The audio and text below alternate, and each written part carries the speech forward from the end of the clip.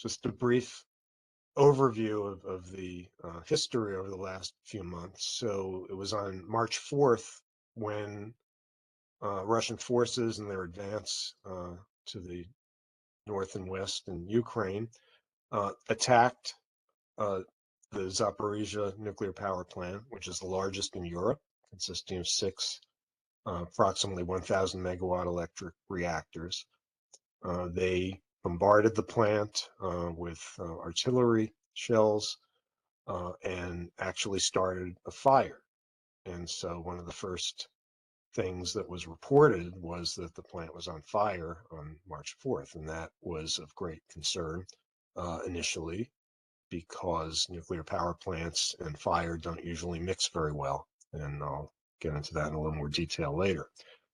Fortunately, the fire was confined to a non-nuclear, not safety-related part of the plant, but it did demonstrate how vulnerable and how close to a disaster the plant had come. And since then, it's been the subject of repeated bombardment, the region around it, but also the plant itself. And there have been multiple incidents where the power lines connecting the plant to the grid have been disabled, repaired, and disabled again. So today, Russia occupies the plant. We all know that Russia decreed 4 provinces were actually Russian territory. One of them is Zaporizhia province, where this plant is located. And Vladimir Putin signed a decree which said that the plant was actually property of Russia and under its administrative and regulatory control, and established an organization to administer its oversight of the plant. Ukraine has declared that decree worthless, and any organization is not having any real authority. So they are currently disputing who owns the plant, but it's clear that the Russians have military control, and they have been allowing the staff, which is Ukrainian, to continue to do its work, but under great duress, as Henry was just talking about. So the situation is fairly dire, and what is going on now has really finally focused world attention on this threat.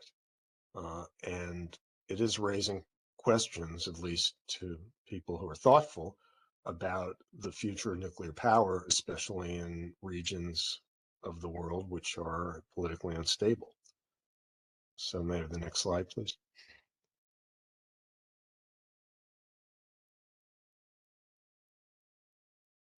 So to just start out with, and this is an oft-repeated factoid, but it's certainly true. So civilian nuclear power plants, although they are designed to protect against the force of natural disasters such as hurricanes or floods, and that level of protection, of course, depends on the regulatory infrastructure where the plant's located and the level of protection that the regulator requires. But it is not. Civilian nuclear plants have not been designed to withstand direct or even indirect effects of deliberate attacks, military or intentional attacks, either by states or by subnational groups. And just to illustrate that vulnerability, so the Nuclear Regulatory Commission, which oversees commercial nuclear power plants in this country, requires that nuclear plant owners protect against the potential for radiological sabotage. That is, the potential for a terrorist group to attack the plant and cause damage to the fuel in a reactor or to the spent fuel that's stored on site. And in order to do that, plant owners have to provide a 24/7 armed response force that is equipped to repel a paramilitary attack. If that armed response force were not there, The current generation of plants could not meet the requirement to protect against radiological sabotage. In fact, within a matter of minutes, a an infiltrating paramilitary group could cause enough damage to lead to a meltdown or spent fuel sabotage. So that armed response force is a necessity. And there are also a host of other uh, required protections that have been put into place over the years, including the need to protect the plant against vehicle bombs. So plants do have to have barriers to create to allow for the necessary standoff distance from a vehicle bomb of a certain size. So clearly, explosives uh, and nuclear power plants also do not mix very well. But it's also important to note that the NRC doesn't require plant owners to protect those plants against enemies of the United States. In other words, a full-scale military attack from a foreign power. The uh, contention is that that's the responsibility of the government and not private industry.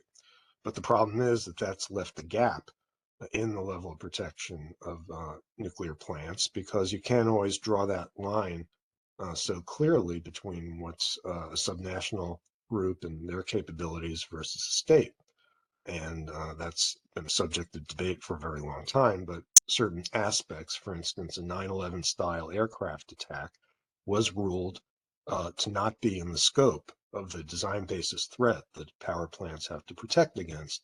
And so there is currently no protection uh, against, nor no physical protection against the potential for that kind of attack.